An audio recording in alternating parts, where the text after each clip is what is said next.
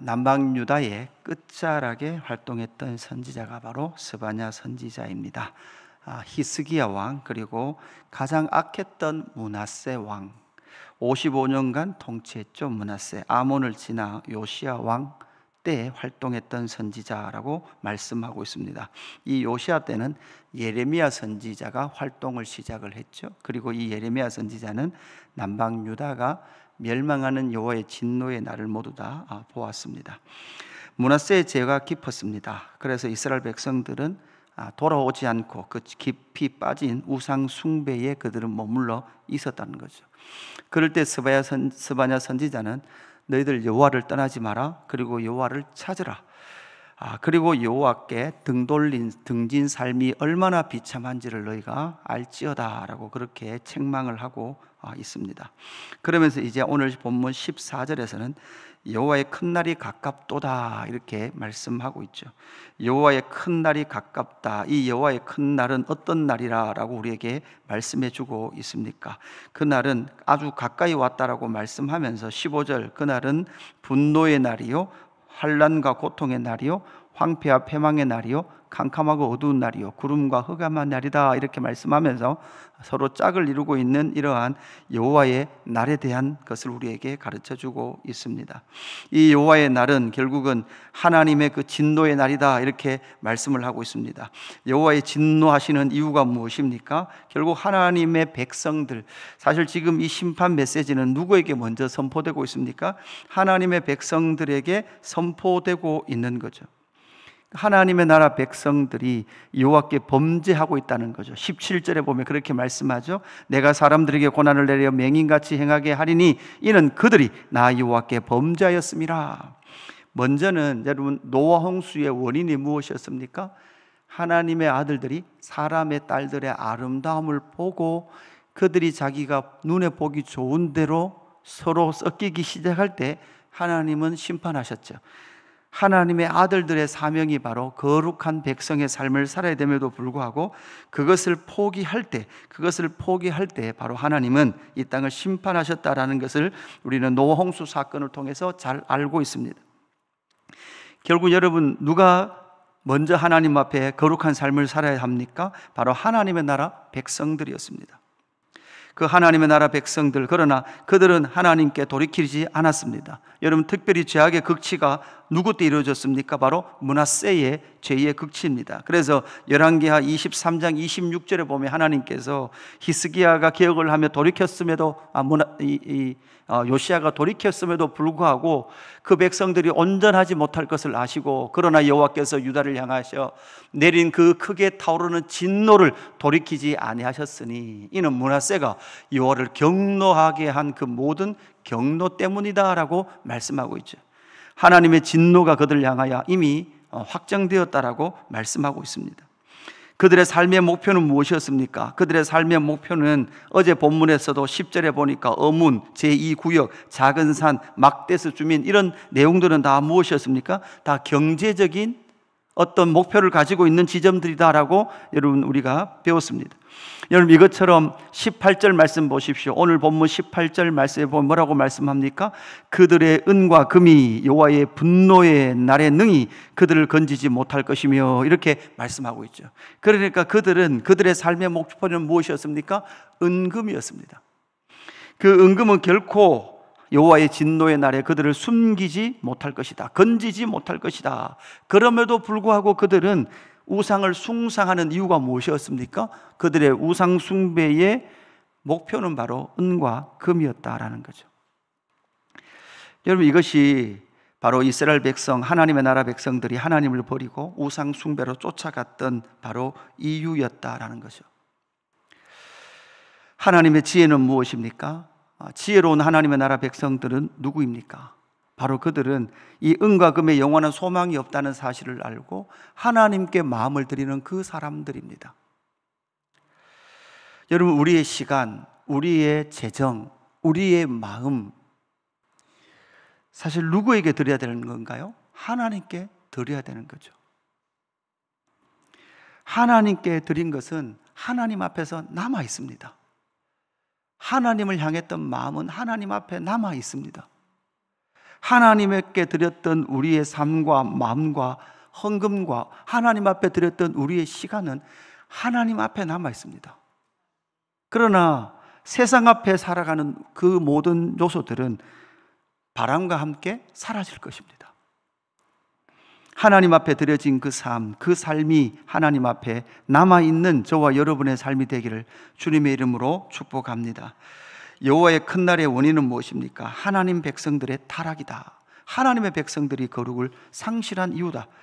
그리고 내일 본문에 보면 이 심판의 메시지가 주변 국가 또한 이웃을 열방을 향한 그 메시지로 확장되어진다라는 것을 우리는 내일 아침 본문에서 만나게 될 것입니다.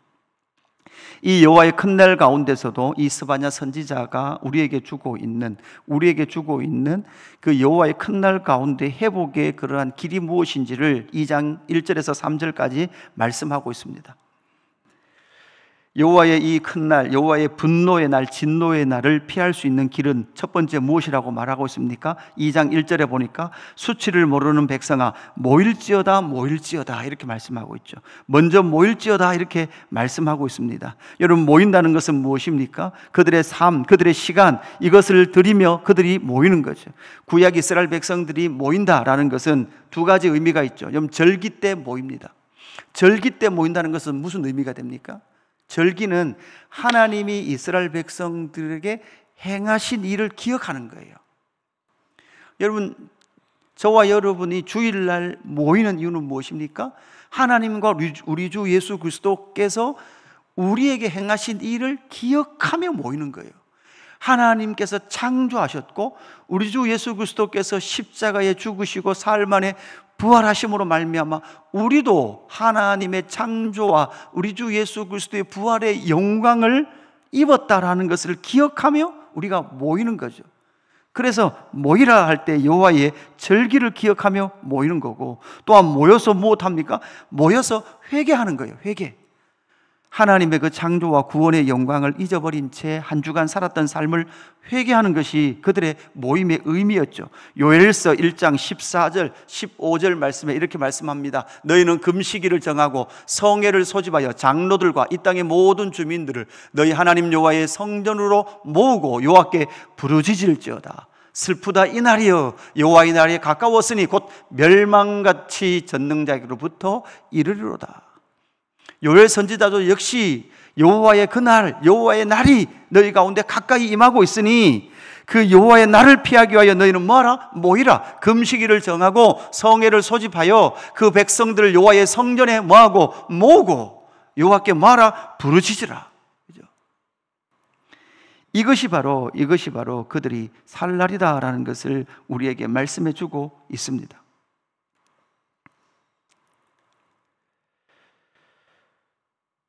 두 번째, 여호와의 큰 날을 피하는 방법이 무엇입니까? 3절에 보니까 여호와의 규례를 지키는 세상의 모든 겸손한 자들아, 너희는 여호와를 찾으며 공의와 겸손을 구하라, 이렇게 말씀하고 있죠.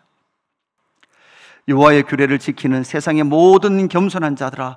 여러분, 그래서 여호와의 큰 날, 그 진노의 날을 선포하면서도 그 속에서도 지금 이 스바냐 선지자는 누구를 찾고 있습니까? 여호와의 규례를 지키고 세상의 모든 겸손한 자들을 찾고 있는 거예요. 그들은 어떤 사람입니까? 여호와를 찾는 사람입니다. 공의와 겸손을 구하는 자들입니다. 여러분, 우리는 알고 있습니다. 예레미야 선지자 역시도 여호와의 규례를 지킬 날이, 지킬 자들이 역사 가운데 드러날 것이다. 여러분, 어떤 사람들입니까? 예레미야 31장 31절 32절 말씀 넘어가면서 이렇게 말씀하고 있죠. 이 언약은 내가 그들의 조상들의 손을 잡고 애굽 땅에서 인도하여 내던 날에 맺은 것과 같이 아니할 것은 내가 그들의 남편이 되었어도 그들이 내 언약을 깨뜨렸습니다. 그러니까 이스라엘 백성들은 하나님께서 그들의, 여러분, 신랑, 남편이 됐음에도 불구하고, 그들의 신부임에도 불구하고, 아내임에도 불구하고 이 결혼 언약을 깨뜨렸다라고 말씀하고 있죠. 그러나 하나님은 다음 절에서 예레미야 선지자를 통해서 그러나 그날 후에 내가 이스라엘 집과 맺은 언약은 이러하리니 곧 내가 나의 법을 그들의 속에 두며 그들의 마음에 기록하여 나는 그들의 하나님이 되고 그들은 내 백성이 될 것이라 여호와의 말씀이니라. 이 말씀은 언제 이루어집니까? 에스겔서 말씀과 연결해 볼 때 바로 새 마음, 새 영을 받은 신약의 교회 공동체 가운데 이제는 생명의 성령의 법을 따라 여호와의 규례와 여호와의 말씀을 지키는 겸손한 자들이 교회를 통해서 반드시 일어나게 될 줄로 믿습니다. 이것이 바로 여러분 신약 공동체, 교회 공동체에 살아가는 저와 여러분이 구약 이스라엘 백성들보다 훨씬 큰 영광과 은혜를 경험했다라는 사실을 우리에게 말씀해 주고 있는 거죠.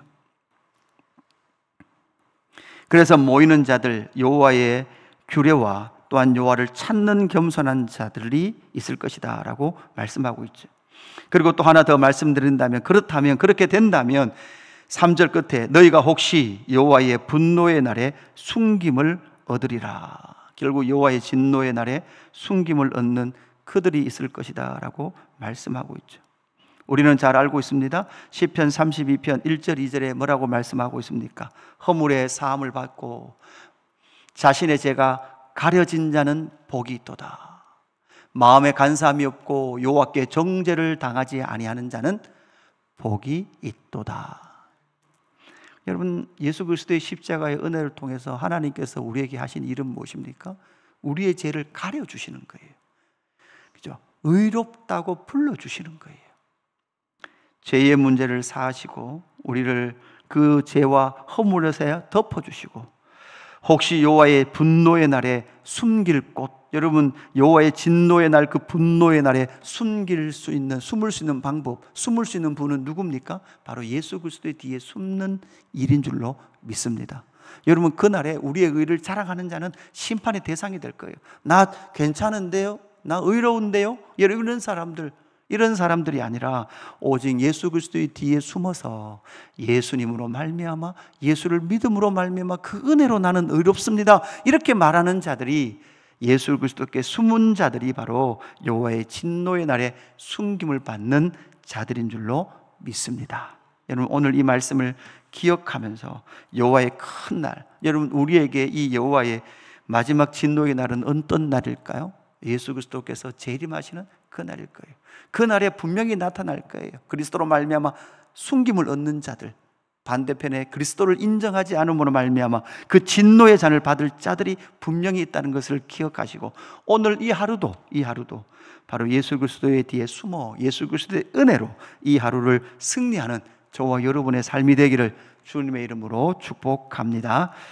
하나님 아버지, 감사합니다. 여호와의 진노의 날, 그 분노의 날, 여호와의 큰 날이 구약 이스라엘 남유다 백성들에게 임한 것처럼, 다가오고 있는 것처럼, 하나님 신약 시대를 살아가고 있는 우리에게도 예수 그리스도의 다시 오심의 날이 다가오고 있는 줄로 믿습니다. 하나님, 모이게 하여 주시옵소서. 모여 여호와의 절기를 기억하게 하여 주시옵소서. 회개하게 하여 주시옵소서. 하나님 또한 여호와의 그 규례가 생명의 성령의 법을 통해서 우리의 심령 가운데 성취되고 이루어지는 영광을 보게 하시고, 여호와 다시 오시는 우리 주 예수 그리스도께서 다시 오시는 그 진노의 날에 여호와께 숨어, 예수 그리스도의 은혜에 숨어 그 은혜로 말미암아 신랑 되신 예수 그리스도를 만나는 저희들 될 수 있도록 역사하여 주옵소서.